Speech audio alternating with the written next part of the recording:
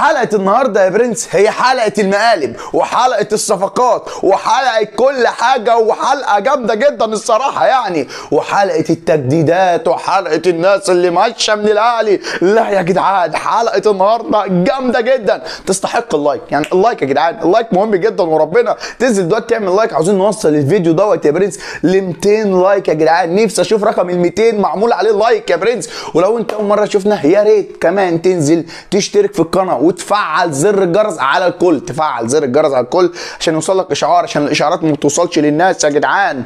بص بقى حلقه النهارده يعني هي جامده جدا، ده ممكن الحلقه دي يجي 3 4 ساعات يعني، بنهزر يعني يا برنس. بص بقى هنبدا باول حاجه بموضوع مهم جدا جدا جدا. هو خلاص يا برنس رسميا وقلتها لك في حلقه امبارح او حلقه النهارده الصبح، الدنيا ملخبطه معايا في الايام.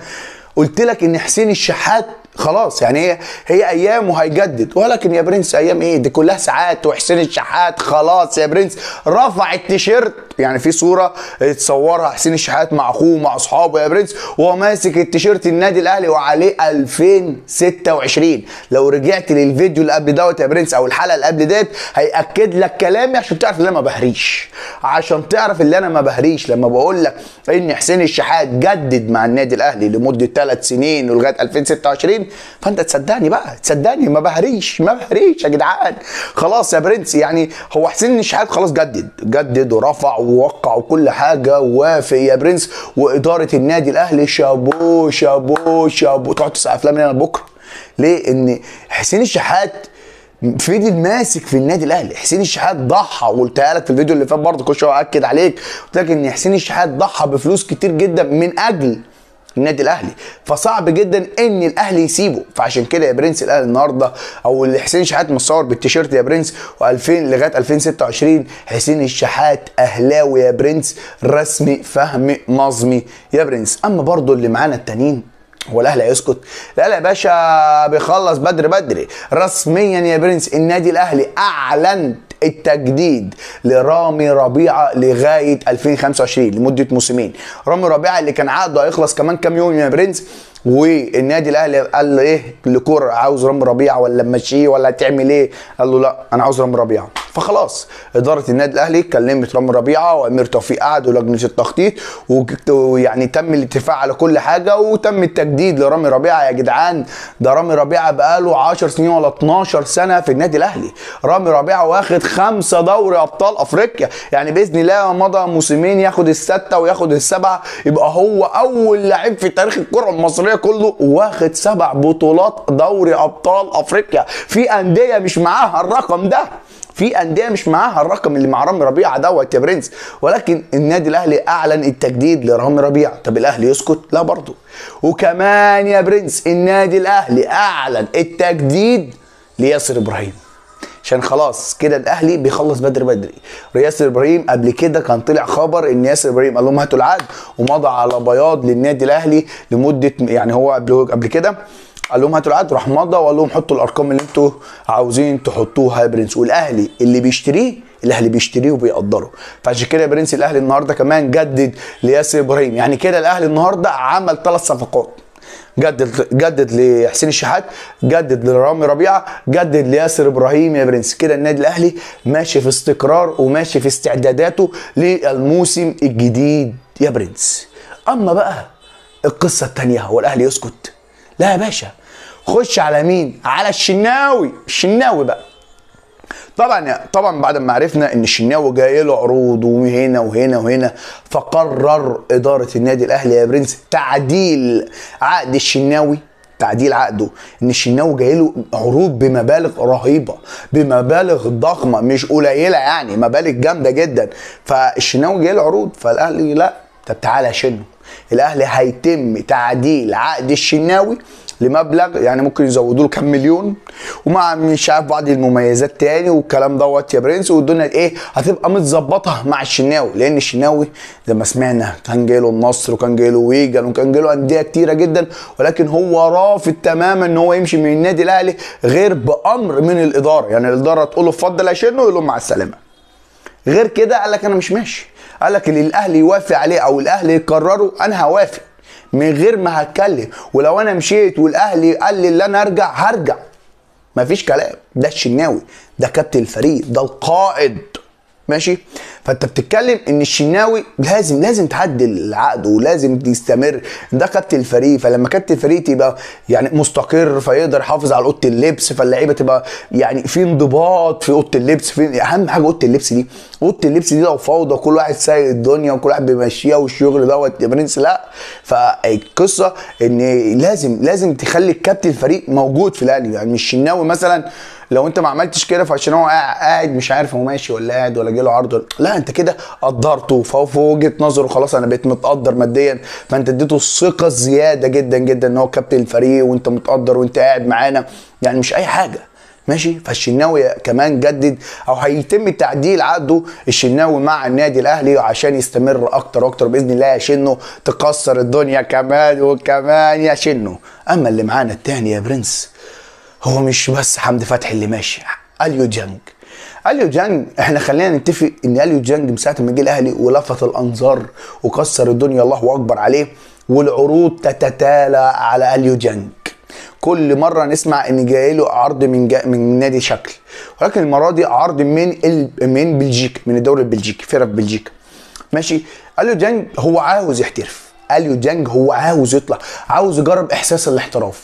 والاهلي يعني سيبك من قصه حمدي فتحي دي، ان حمدي فتحي دي خارج التوقعات. يعني حمدي فتحي ديت كنا متوقعين ان اليو ديانج اللي ماشي مش حمدي فتحي، فجاه لقينا حمدي فتحي ماشي. خلاص يا شباب، حمدي فتحي اخر مباراه ليه هي مباراه منتخب السويس، وخلاص هياخد شنطته وعلى قطر. بكره هو هيسافر او بعد بكره قطر عشان يعمل الكشف الطبي مع الوكر القطري، وكمان كام يوم هيعلنوا رسميا ضم حمدي فتحي من النادي الاهلي المصري الى الوكر القطري.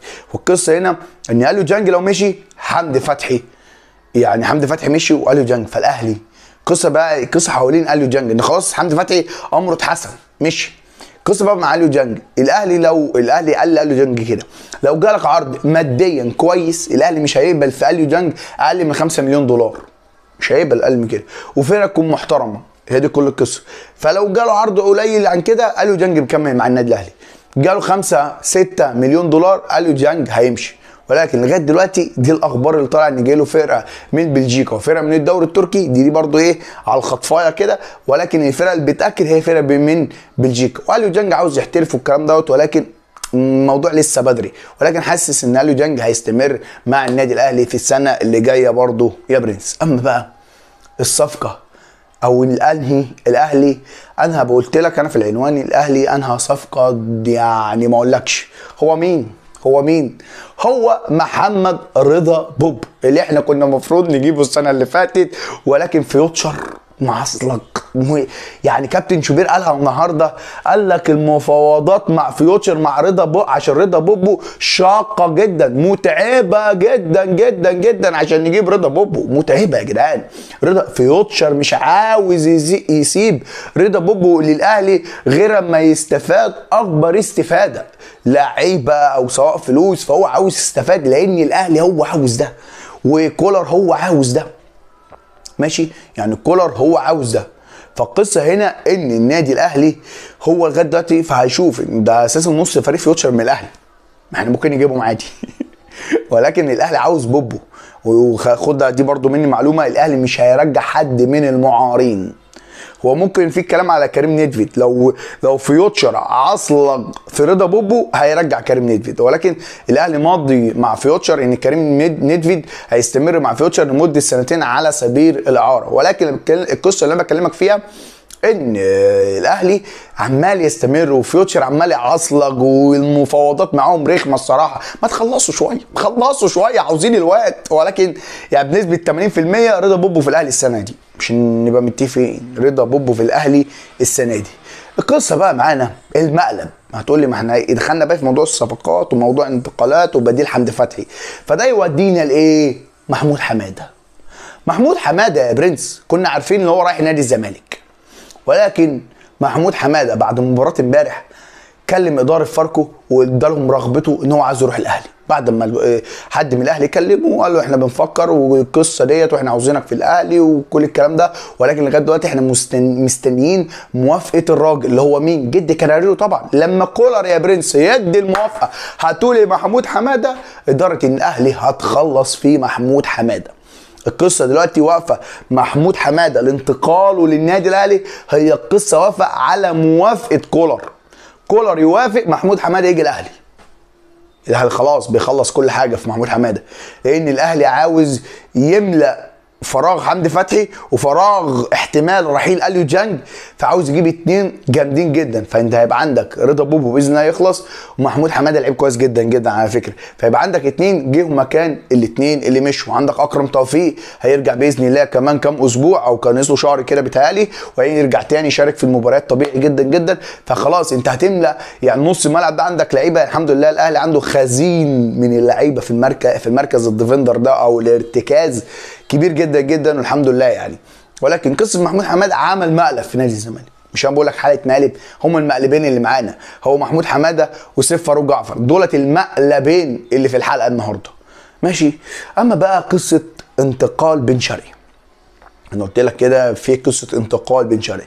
بن شرقي يا برنس في اخبار بتاكد ان بن شرقي جاي له عرض من الدوري المصري، جاي له عرض من الدوري المصري بس مش من الزمالك ولا الاهلي. تقول لي طب مين؟ لا بيراميدز لا مين بقى؟ زد. الناس كلها ناسيه زد. زد ده هيعمل صفقات، زد ده هيعمل صفقات عشان تبقى فاهم. هتحس كده قلب لي بيراميدز، هيبقى في منافسه قويه جدا جدا الموسم الجاي ده. هيبقى عندك بقى عندك فيوتشر دلوقتي، عندك بيراميدز وعندك الزمالك وعندك الاهلي، وهيطلع لك زد. يعني بكلمك على الفرق لا تبقى قادره تنافس ماديا مع الاهلي والزمالك، مش نبقى متفقين. فالمنافسه الدوري السنه الجايه صعبه جدا. فقصه ان زد يعني حاسس لا زد لا بيراميدز، واحد من الاثنين هو اللي بيفاوض بن شرقي.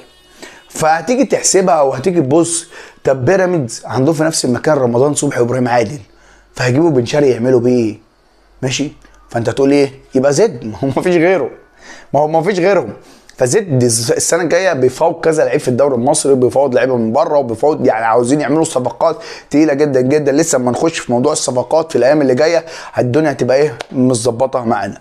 اما الطلبات يا برنس، يعني قلت برضه اقول لك برضه من ضمن الحاله معانا ان كولر يا برنس طالب طلبات من الاهلي. الطلبات اللي هي او الصفقات اللي طالبها كولر من اداره النادي الاهلي. كولر يا برنس هو طالب 4 مراكز، طالب باك شمال، طالب لاعب ارتكاز اللي هو بديل حمدي فتحي وانا قلته لك يا برنس، وطالب جناح شمال اللي هو جناح، وطالب مهاجم. انت فهمت؟ وطالب برضو يعني قصه برضو اللي انا عارفه اللي هو طالب قلب دفاع. يعني دي الصفقه الخامسه، هم 5 بالكتير قوي اللي الاهلي هيعملهم، قلب دفاع وباك شمال اللي هو بديل حمدي فتحي ومهاجم وجناح. هو طالب دول حرفيا. فانت بتتكلم الاهلي برضو السنه الجايه مش هيعمل صفقات كتير اللي هي الواو، يعني هو 4 صفقات اللي الاهلي هيعملهم، وديت الطلبات اللي طلبها كولر من اداره النادي الاهلي. وهل بقى النادي الاهلي حرفيا يعني اداره النادي الاهلي بدات يا برنس التفاوض والكلام مع اللعيبه هنا، وبتعرض على كولر الصفقات اللي محتاجها، وبتعرض على كولر على اللعيبه اللي شافتها وكل الكلام دوت. فبقى كولر هو اللي هيحدد مين اللي هيجي ومين اللي يمشي. واللي يعجبك الصراحه يعني في موضوع جدي كاريرو ده ان الراجل ده ما بيجيبش اي كلام. يعني مش تعرض عليه مهاجم تقول له خد مشي حالك بيه، ده يقول له خلاص ماشي، لا. الكلام ده اللي ياكد لك الكلام دوت لما في يناير لما قال لهم على الواد مارسيلو دوت اللي هو كان بيلعب فرقه الياباني اللي هو كان الجناح، لما قال لهم انا عاوز دوت والموضوع حصل في المفاوضات في شويه مشاكل، فالاهلي قال له احنا مش عارفين نجيبه، فقال لهم خلاص مش عاوز حد. قال لك لا ده لا ما تجيبش. فكولر من المدربين اللي هو ما تجيبليش صفقه وخلاص، او ما تهبدليش في صفقه وخلاص وتجيبها وتحملها لي اللي انا جبت اللعيب ده. لو انا جبت لعيب يبقى اجيب لعيب سوبر. وده اللي ياكد لك الصفقات اللي الاهلي جابها السنه اللي فاتت. ال3 لعيبه اللي الاهلي جابهم قبل ما يجيب كولر اللي هو شادي حسين، مصطفى سعد ميسي، وبرونو، ال3 ماشيين. 3 ماشيين. هو مصطفى سعد طلع اعاره، شادي حسين وبرونو ما بيلعبوش. فده ياكد لك ان الراجل لما بيجيب صفقه بيستمر عليها. وده برضو اللي ياكد لك اللي هو ايه الصفقات اللي جابها في يناير، مروان عطيه، خالد عبد الفتاح. فالاثنين لما جابهم في يناير مروان عطيه وخالد عبد الفتاح الاثنين كسروا الدنيا. فالراجل عينيه كويسه، عينيه كويسه، عارف ينقي، والصفقات اللي بيجيبها بيخليها تستمر. هو كده مش عاوز صفقات وخلاص وهبد وخلاص. فده اللي عاجبني من جدي كاراريرو يا برنس. وبرده كده على السريع برده الاخوات الزملكاويه، نادي الزمالك جدد رسميا عقد المسلوسي لمده سنتين مع الفريق. برضه اسوريو، اللهم انا عاوز نادي الزمالك ان انتوا تجددوا مع اسوريو يا برنس. دي كده كانت حلقتنا الجامده جدا، خلصنا لك كل الاخبار اللي معانا، والحلقه كانت جامده جدا. فما تبخلش علينا باللايك يا برنس. ولو انت وصلت يعني للمرحله ديت وقعدت معايا كل الفيديو ده، انزل قول لي في التعليقات انا وصلت يا عم جيمي، او انا وصلت يا جيمي للنقطه ديت او لاخر الفيديو. فبجد بشكركم جدا جدا. حلقه النهارده كانت جامده جدا وحلقه تقيله جدا، وانتظروا الحلقه الصباحيه الساعه 11 الصبح باذن الله يا برنس. ما تنساش اللايك بتاعك واشتراكك في القناه، عايزين نفعل زر بقول لك عايزين نفعل زر الجرس. اشتراكك في القناه، فعل زر الجرس، عاوزين نوصل ل 40,000 في اقرب وقت يا برنس. يلا سلام.